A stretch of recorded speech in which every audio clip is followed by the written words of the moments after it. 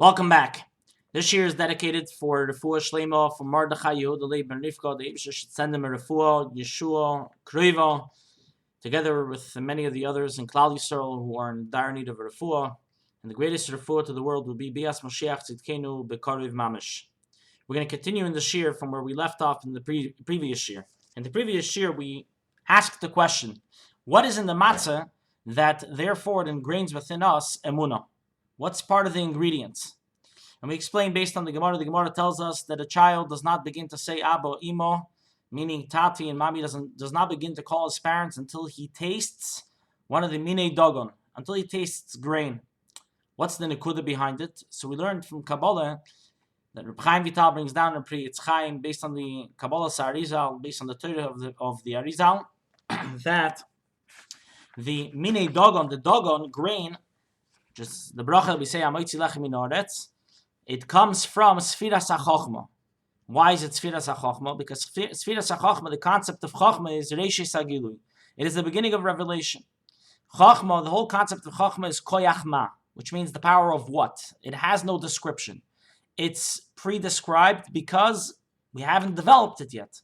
So that means that within the Chochma has and entails within it all the wisdom that's going to come out in the future, but it's all within that Nekuda.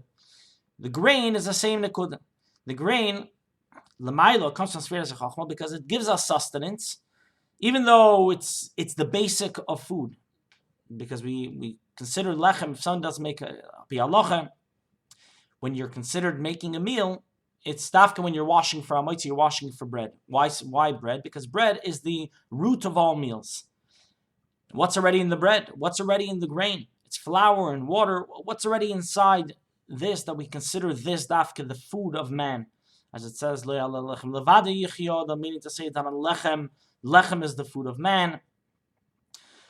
So what's in the lechem? What's in the bread, in the grain that's so unique and so special that until that point the child does not begin to say Abba V'Imo? That means that not just the nekuda is that the child eats dogon, he begins to say Abba Imo, but rather there is a nekuda in Sfiras Elyonis, within the ruchnis, within the kedusha within the likus, within the godliness of the grain, and within the concept of Abba and Imo calling to the parents, there's something that matches the two up together, that they both have the same concept. And we began to say that a child, when he calls Abba V'Imo, he calls Tati and Mami, what does he really mean? Does he mean just to call them just because he's lack of other information, lack of other names? A child, a baby, doesn't understand the concept of a father or a mother, that they give him sustenance and they support him and they supply him everything he needs, and that he comes from them. He doesn't really understand it and comprehend. But yet, what do we see? Is that the child will not refer to anybody else as his parents besides for his parents. So when he calls his parents and he says Tati or he says Mami, that call, within that Tati, it has the same information, the same weight, as if an adult that knows and understands all that his father represents or his mother represents, it has the same exact meaning. Elomai, we said it's Gadlus HaMoichin, the way it's enclosed, the way it's Neslabish in Katnus HaMoichin, which means it has the great understanding and the development of this understanding just enclosed in Katnus HaMoichin, in this child's mind. That when he says the word Tati, it has the same meaning as if an adult said it, but rather it's only a child which doesn't understand. His mind hasn't been developed yet, and therefore it has that nekuda that entails everything in it. And that's exactly like Dogon. Dogon, as we said before, is that it comes from Chochma, from Koyach Ma, which Chochma in itself, what is Chochma? Chochma is the same idea like a child calling Abba Imo. It's the same idea. It's a dot, it's a nekuda that has not been developed yet, but it entails all the information that's going to come out soon. And the same is true with Dagon, and specifically with Matza. Let's see inside. We're on page 46 of Derech Mitzvosecha, in the mitzvah of Chometz and Matza. We are 6 lines from the top. 5 lines from the top. V'hinei al derech zeu in Matza mehei mini Dagon. So too is Matza, the mitzvah of Matza, that we eat Matza on Pesach, which comes from the 5 grains. Dafke, it comes dafka from the 5 grains, and we can't do the matzah from any other type of grain, meaning from rice or from anything else, as there is a shakla v'tarian in the Gemara. It begins actually in Gemara Brachis, if Eirez is considered, if it's considered Chometz or not. But in order to know if it's considered grain, are you able to be Yotzei the mitzvah of Matza on it? But we see clearly that La Halacha is that we're only allowed to have Matzah from the Chamisha Mini Dogam, from the 5 different types of grain. Shehi Mitzvas Hashem, eating the matzah on Pesach is not like any other food, but rather it's a mitzvah of the Eibishter.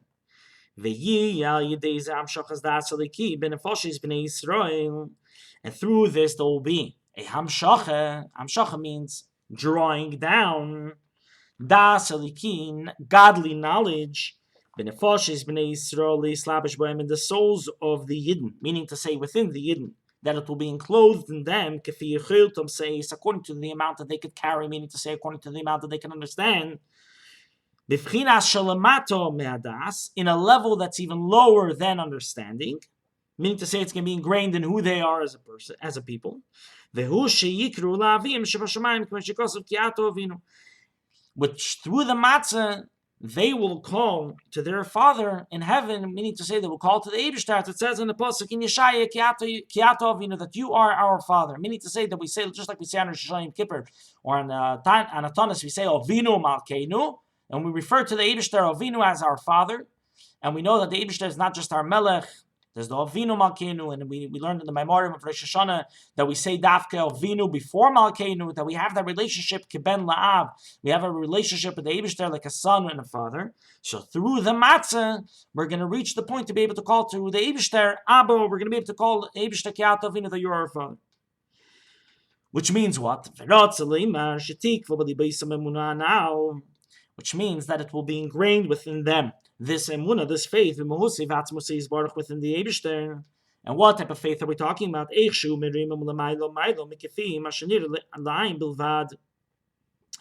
That how he is completely exalted, much further than what we could see with our eye. Like we said previously, that the Eibishter is mechaya, that the Eibishter gives sustenance and life to the world, just like the chayis of the neshama gives the chayis to the guf, which that is, as we said in the previous ois, and ois aleph, we said that that's called das, not emunah. So the emunah is what's ingrained within us. When we eat matzah, we believe in the Eibishter. The Eibishter is far more exalted. The Eibishter is just far beyond what we can imagine. It is this awesome Eibishter. This awesome, by the real definition of the word awesome. It's miroimom umisnase. It's exalted. It's above everything. Lefi shebe'emes iker.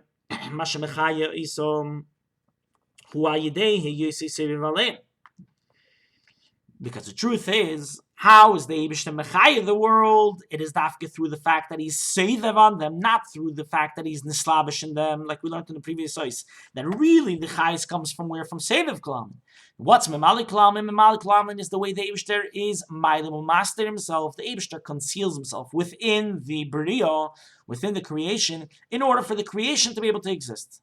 But what is really giving them chayis? What really gives chayis to the entire creation is through seivev klamen, through the higher source of elikus, where the elikus is the real thing, the realization, the reality is elikus, and the bria is the tafil, is the secondary.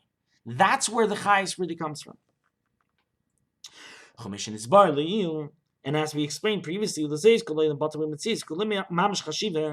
and being that the entire world gets its chayis from Eira Sebev Kol Almin, therefore the entire world is really nullified. It's not here b'metzias. It's bata b'metzias. It's nullified because the real existence is a likus. In Eira Sebev Kol Almin, as we said in a few classes ago, is that in Eira Sebev the reality is a likus, and the nullifying is the Mitzvos of the world. What's nullified is the Mitzvos of the world. The world doesn't exist. Elikus exists and the world doesn't. It's as if it mamash doesn't exist. And it's not even considered like as if it's a davar tofel, like it's secondary, but rather it's mamash not existing. So here, until this paragraph, the conclusion of this paragraph, what we're going to just elaborate just to make things clear.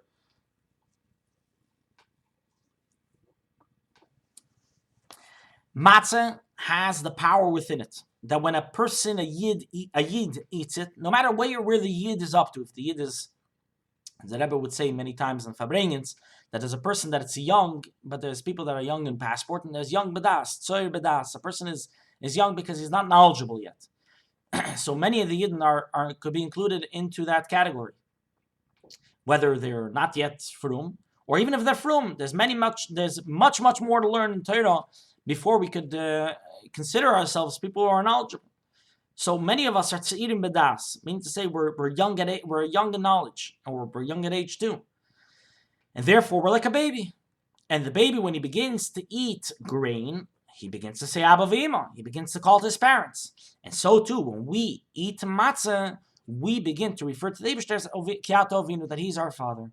Meaning to say that in that calling of Tati, in that calling of Mami, it has within it the ganze pekel, the whole information of what it means to a father and what it means to a mother. So too, when we call the Eibishter, even though we may not know all the details of the information of what the Eibishter really represents, as we're going to see in the next paragraph, but nonetheless, when we say Kiyato Avinu, that the Eibishter, yes, you are my Eibishter, and I want to have a connection with you, that all comes through the matzah, through the fact that we eat grain. We eat not just grain because matzah is a mitzvah, and just the mere fact that we're eating a mitzvah, we put elikus into us during Pesach night, that instills within us emunah in the Eibishter.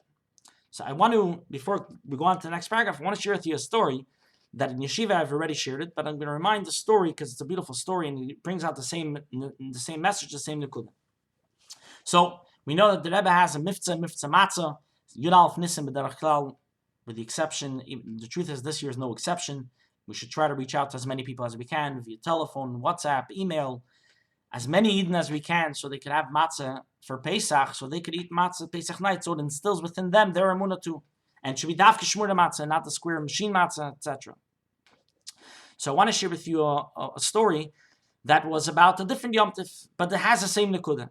So there's a Yid over here in Miami, which I shared the story already, so if you remember the story, it doesn't hurt to hear it again.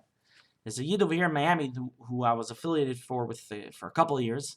But for whatever reason, he wouldn't come to shul. He himself wasn't affiliated as much as he brought his kids before the bar mitzvah. He brought his kids to me, so I should learn with them some Yiddishkeit. So I would learn with them, but the parents were very detached from Yiddishkeit, and that Yiddishkeit wasn't clicking with them. It happened to be a couple of years after I already knew the family and I already knew the kids, and we never really got a Shabbos with them, a Yom Tov with them. Nothing, even a Yom Kippur, we didn't really get with them. So it came one year at Rosh Hashanah, and I decided, together with a next door neighbor of his, that we're going to go blow shofar in his house. So we went after davening from shul, and we went up. It was 16 flights in his building. We walked up 16 flights, and we knocked on the door. He was shocked and surprised that I was there, but the rabbi is in the house. Rabbi, what can I help you with? So I told him, today's Rosh Hashanah, and there's a big mitzvah to hear shofar. So please gather your family, and we're going to blow shofar for you.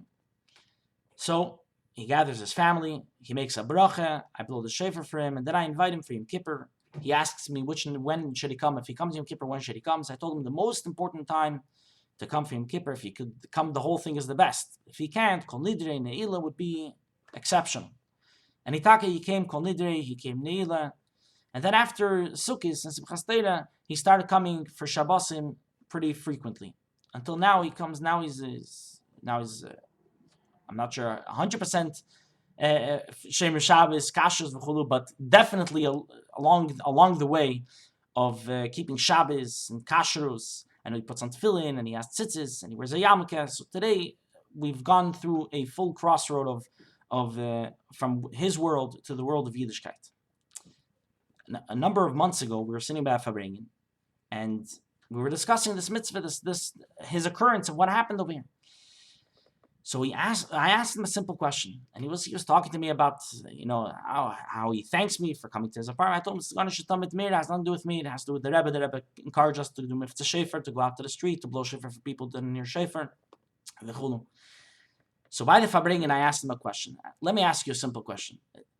If Rosh Hashanah, Pashat and Midvach as they call it, it was a simple, let's say it was on a Tuesday. I came to you Tuesday, midday, midweek. I come to you knocking on the door, and I came with a trumpet or saxophone. And I said, today is Tuesday. Can I play for you some saxophone? And being that I'm not a professional saxophone player or a trumpet player, what would you do? He says, I would probably throw you out of my house. Who comes to the house to blow trumpet? So I told him, so why, when I blew shofar for you, that suddenly something happened. So he was stuck wondering what's going on. So I explained to him what shofar is. Shofar, the mere blowing of a shofar on Rosh Hashanah is a mitzvah. You understand the tune, you don't understand the tune, it doesn't matter. And as Chassidus explains in many Maimorim of the Rabbi Chaim, the Frierdiker Rebbe, they explain what is the mitzvah of shofar, what is the sounds of the shofar. It's the tzaikas kol pashat. It's a simple blow of like a child who calls out to his father. And that blowing of the shofar awakens within a person his neshama that he wants to get closer to the Eibishter. So that blowing of the shofar, yes, it's not like a trumpet. It's not like any other instrument. It's a mitzvah. And that mitzvah awakens a yid. Could you imagine a yid that was not awakened for many years? Not to Yiddishkeit, not even for Rosh Hashanah Yom Kippur. And he suddenly hears shofar. He hears the blowing of the shofar. It's not words of inspiration. It's not a pesat tefillah or a bakosha or a nice dvar Torah. It's just the sound of the shofar. And that awakens his neshama that I want to be mekosher to the Eibishter. I want to be connected to the Eibishter. That concept is the same thing here with matzah. The mere eating of the matzah itself causes the person to have emunah on the Eibishter. When you eat it, because it's a mitzvah, and because it has the concept of dagon, it has the chachma, the das aliki, which means the Eibishter, the revelation of godliness, all squeezed in within this matzah, and that when you eat and consume this matzah, it causes within you emunah on the Eibishter. That's because you're not consuming a regular piece of bread. You're consuming a matzah, which is a mitzvah. And when you're consuming a mitzvah, it connects you to the Eibishter. Now we're going to continue with the next paragraph.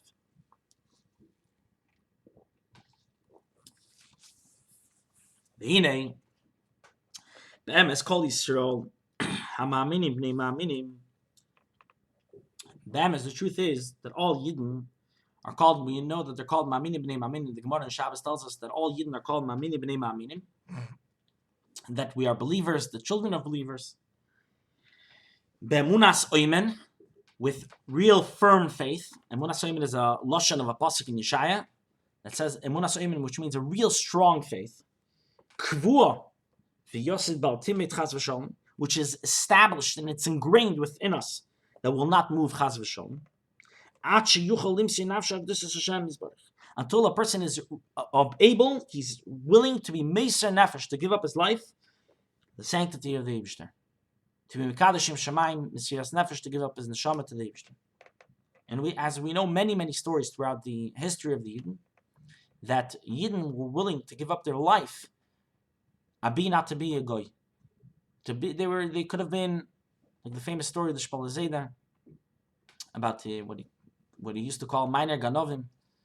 He used to say constantly minor ganovim. The ganovim were his.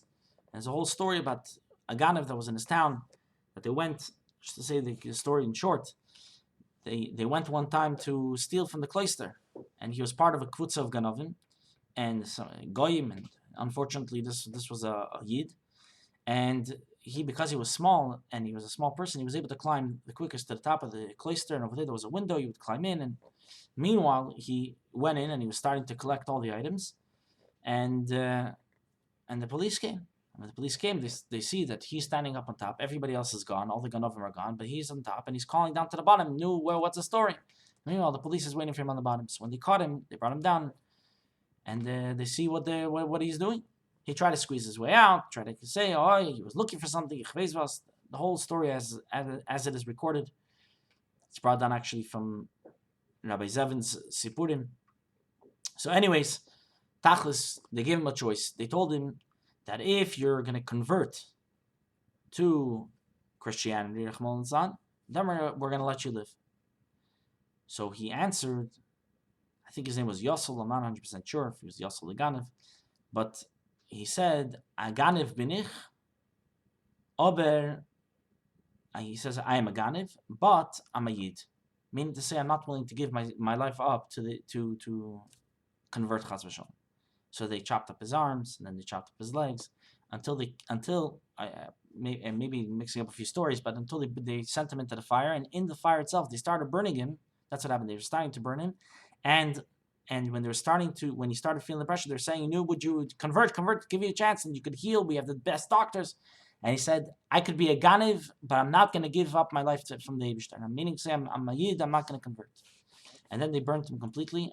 And then the Shpola Zayda ordered, I think it was in the town of Shpola, in the town of the Shpola Zayda, they had a Levai for him, and they buried him, and the Shpola Zayda used to call him Meine Ganovim, the Hedeke Ganovim, the Holy Ganovim.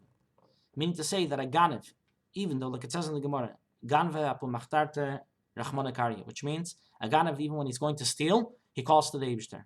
Which tells us, the Nekudas for something else, tells us that every person, no matter in what situation he is, he calls Rachmana Karya. But over there it's telling us the Nekuda is that making the mistake, that he believes in the Eibishter, but it's not real belief, it's not real faith.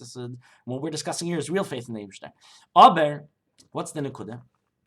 The Nekuda is that even a person that could be so far from a likus, so far from Yiddishkeit, is willing to be Meiser Nefesh for the Eibishter. Why? It's because Anachnu Maminim Bnei Maminim, and it's Nikva B'Levavenu. It is set, it's rooted within us, such a Munah, that we're so stubborn about our Yiddishkeit, we're so stubborn about our likus.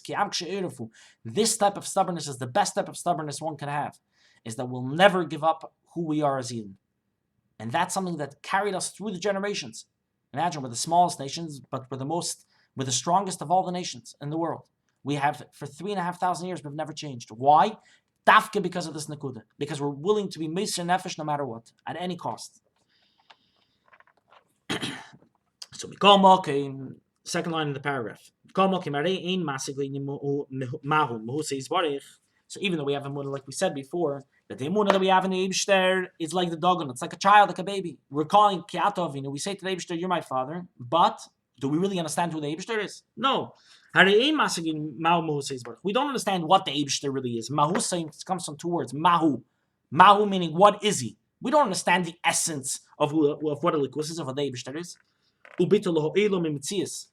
And the nullification of the world. Mamish, literally, keziva shemesh b'shemesh, like the light of the fire, like the ray of the sun, the light of the sun within the sun itself. That it's mamish, like we explained in the previous source, that it doesn't exist. Nobody would come in the right mind and say, oh, the light of the sun, near the sun, oh, that's something special. It's al derech, like it's brought down in other places, that if you bring a match near a bonfire or bring a match near the sun, it wouldn't exist. It would have no. It's as if it wouldn't be there. She'ein aziv nira klal. The ray of the sun within the sun itself is not even a noticeable thing, because it doesn't really have that. It's not even within the same. It's not even tofaloi. It's not even secondary. And how much more so alikus? To the Eibishter, the world is not even secondary, as we said previously. The Chan Roya Elom, here he sees the world. The reason why we see the world, the Gashmi's world, is because we don't see the essence of the life that's within the world, what gives it chayis, but rather we envision it in our mind, we understand it in our mind.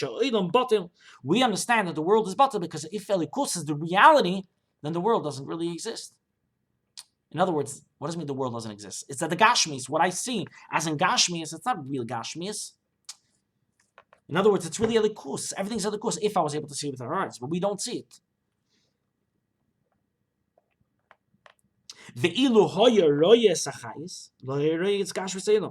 And if you were taka able to see the neshama that's within everything, the chayis that's in everything, we taka wouldn't see the Gashmis of it. Like the story of the Alter Rebbe looked at the beams in the house, and he didn't see the beam. He saw likus. He saw godliness. Why? Because he didn't see the beams. He didn't see the Gashmi's part of it. He saw the likus. It's being able to identify, it's being in a reality of godliness. As it's explained in Shariach of Hamunah, in the third Perek, etc. The ain liyidiazu aracham kemei shu ba'atzem im kemei shu ba'atzem. This yediyah has no erech. Really means erech. Erech means a comparison. with the way it is be'etzem. Meaning to say, our Yediyah in Elikus, our Yediyah, that we understand that Elikus is real, meaning it's all in our mind. We know what it's real. But it's not the reality of where we are. And even that we understand, that really everything is Elikus, it's also it's not really in comparison to the way it is really. Because whatever we envision in our mind is based on the information that we learn, information that we take in. So each person is going to have a different level of understanding and realizing the reality of Elikus. So it's really far from the way it is be'etzem, really the way it is. And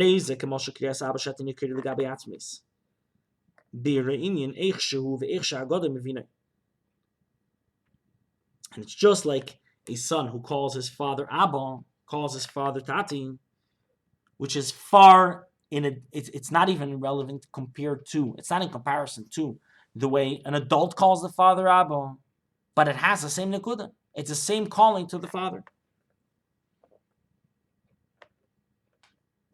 V'hainu, what does this mean? This means that it descends down from the Eibishter. This knowledge, Sheyedea es Atzmei, the Eibishter, which is Yedea es Atzmei, as the Rambam writes in the beginning. In the beginning, in Hilchos Yesod HaTorah of the Rambam writes about the Eibishter, what the Eibishter is. That the Eibishter is the existence of all existence, and he's the only one that understands his existence because him and his das is all one. It's not like any other human being. Whatever we understand is information that's separated from us. Why? Whatever we understand in the world, it's not really Yedeas Atzmai, because everything is separate from us. When you understand whether it's Elikus, Torah, Halacha, science, medicine, whatever it may be, mathematics, it's not you. You understand the concept that's outside of you.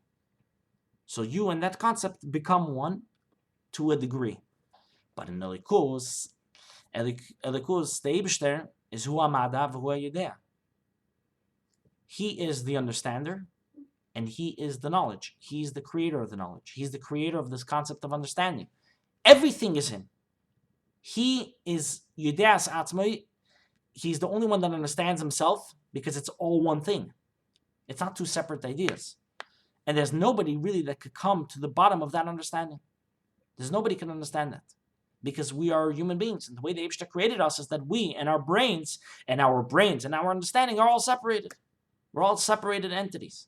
Elikus, everything is one. That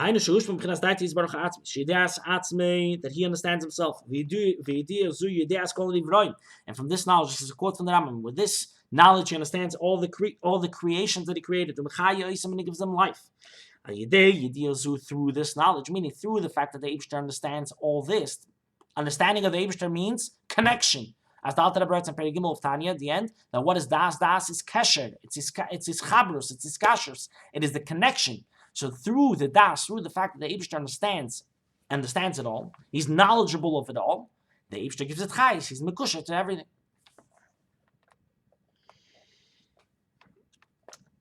Vehein, and all these creations, they are all bottom like the ray of the sun within the sun. So hine yedizu nitzamtzemo v'nislav shebelevushim ve'alamim, and this knowledge was nitzamtzem, it condensed and descended down, and it got enclosed in different concealments until it got so low that we, as human beings, can understand calling amiti halos, which means the entire truth of this concept, as much as we are able to understand it. Rather, we can't really grasp the way it is by the Eibishter. We could only understand a short synopsis of the entire Eibishter. The what? That he is Yochid u'miyuchad, that he is the only, and he is the unique one, and he's the only one. Then everything is really nullified by him. In other words, if you learn Shayach and Tanya, and you learn Chassidus, you come to the realization that that the Eibishter is the only one, and that really everything is Elikus. That understanding is really a synopsis of what Elikus is, because really we don't really understand what really Elikus is. And likus is something that it's impossible to understand. Just like we explained in the previous year about the Orin in the Beis Hamikdash, the Mokim Orin in Min Hamikdash. That the Orin was not part of the measurements of the creation. In other words, if you would measure from one wall to the next without the Orin, it would measure a certain amount, let's say 20 amas. And if you would place the Orin inside, it would measure 20 amas until the 10 amas over here until the Orin, 10 amas there. How is it possible the Orin is there? We can't really understand it. It's impossible for a human brain, a finite brain, to understand such a concept because it's it's higher than Seichel. So too over here, what we understand from other courses is really a condensed version. It's not like a promo for it. It's not like we get a little flash of what the Eibishter is. No. It's a short version that's diluted, and it's a synopsis. It's basically a few words just so we should understand just the idea of what Eibishter is, which is Ein Milvado, which is Echad Yachid Miyuchad, Kula Kemekadoi Chashiv, that the Eibishter is the only and nothing else but the Eibishter. That's what we end up understanding. Shezeo Yedea B'daita, that this he understands with his mind. And being that we cannot really grasp this concept the way it really is, so this entire concept, if we cannot grasp it the way it is, that means that the entire concept is only by us in a level of emunah. Because if we understand it, that's called yediyah. If we can understand it, which is rational and logic, that's something that we understand. If it's something that we don't understand, that's called emunah in the Eibishter. Ukanal, and as we explained before, from what? As we conclude in the previous source, the concept doesn't conclude in the previous source, but rather in the beginning of Ois base, that when a child, when a baby, and when you tell him, a 2-year-old, an infant, you tell him to wash negavas or such, he asks you why, when, where, what. He just needs to know, a child just needs to know, what do I have to do? He understands Psak Halacha. Does he understand the machlokes between the Rishonim and between the Amoraim and the Tanoim, and what the Yachronim learn out of it, and what the final Psak Halacha is, and all the variations of Halacha, and what the Minhagim is? No. He understands the Psak Halacha the way it is. And in that Psak Halacha, it entails within it all the Shtalshel Sadvarim. From the Rishonim to the Achronim, from the Gemara, from Torah, and Moshe Messina, from all the way from Moshe Rabbeinu until Hayom, until today. He understands everything in that Psak Halacha. It's just like, as we said before, like a child who calls Abba. That when he says Abba, what does the Abba entail? Everything that it means. So too the Psak Halacha entails everything that it means. So too this Ein Milvadi, this Emunah in the Eibishter, even though we don't understand it, but it entails within it everything that we need in the Emunah of the Eibishter.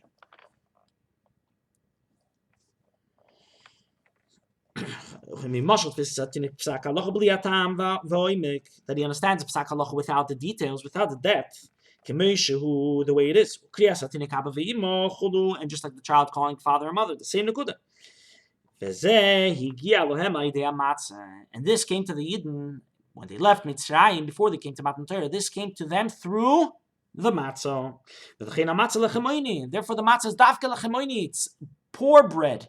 Meaning to say it has no flavor. We don't let it rise. It has nothing but flour and water, which is a poor man's bread. But why is it a poor man's bread? Why are we eating? We're celebrating cherus. We're celebrating freedom. We're celebrating l'chora. We should eat in luxury. We should have the best bread. Not the cheapest bread, the worst bread, or the poorest bread. We should have the most unbelievable tasting challah that we could possibly have. But rather, why do we eat dafka lechamoini? Why do we eat lechamoini? Because if we hear shaloi hispik lachmitz, what's lechamoini? It didn't have a chance to rise. Ki chometz meira abchinas hayesh u'nitfach v'nigda. What does chometz represent? And every child knows this. We learn in cheder. Chometz has a ches in it. They're both the same letters. Ches mem tzadik, and matzah is hey mem tzadik hey. So the difference is the ches and the hey. What's the ches? The ches is 3 walls. What's the hay? 2.5 walls. There's a space on the bottom and a space on the top. Or a ches has only a space on the bottom. What's the difference between chometz and matzah? Chometz rises. It's gaiva. It's yeshus. It's a person has his own metzias, feels his own metzias. Meaning to say that when your metzias there's the reality, when the world's metzias is the reality, so the likus is not the reality. What's matzah? Matzah is a poor man's bread. There is no reality to this bread. There's nothing to this bread. It's lachamoini. It's poor man's bread. It's flour and water. There's nothing to it. There's no good taste. It's not the best challah out there. No, on the contrary. It's the poorest challah out there. It's the poorest bread out there. Why? Because it teaches you humility. It teaches you that you are not the existence. Elam Haza is not the existence. Mitzrayim is not the existence. But what's the existence? Matan Torah, Elikus, Yiddishkeit, the Eibishter, Ma'aminim, B'nei Ma'aminim, the Emunah that we have in the Eibishter. That's what Matzah teaches us. So that's the reason why Dafka we eat Matzah, that's Lechamoini on Pesach.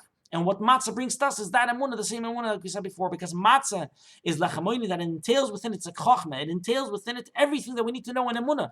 Emunah, what's the emunah that we have in the Eibishter? Everything that we need to know is entails in this emunah. In the Abba V'Ima, in that call that a child calls Abba V'Ima, he calls his parents, it entails everything that its parents represent. And this eating of the matzah entails within it all the elikus that we need to have emunah in the Eibishter. And that's the connection of it all.